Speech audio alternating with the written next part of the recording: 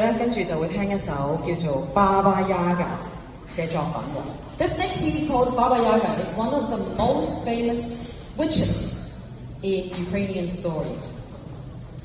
咁佢係咩嚟嘅咧？原來咧佢係一個女巫，喺歐洲咧係眾所周知嘅。咁佢喺森林咧好深處一笪地方咧，就有一間叫雞腳屋入邊住嘅。咁咧間屋咧會行，因為佢腳㗎嘛就行啦，會飛啦，仲會轉啦。但係呢都唔緊要嘅，最恐怖嘅一樣嘢咧就係佢肚餓嘅時候咧，聽住佢會捉嗰啲咧蕩失路啦。唔跟住爹哋媽咪行路嘅小朋友，食咗佢，驚。Baba Yaga lives deep in a forest, yes, and in a flying house with chicken wings. Her house turns and runs through the woods, and when she's hungry, she looks for children who wander too far from home or from their parents.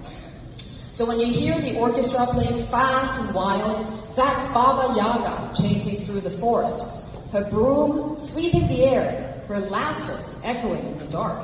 The music grows louder and louder until suddenly she disappears in a burst of sound.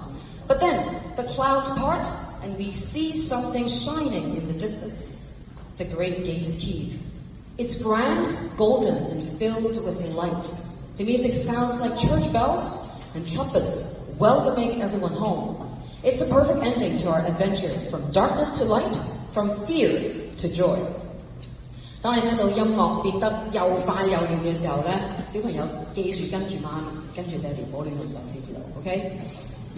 就好似咧風咁樣掃過樹林，嗰啲咧就係Baba Yaga揸住佢嗰個掃把飛嚟飛去喺森林入邊大叫，就係捉嗰啲即係走失咗嘅小朋友啊！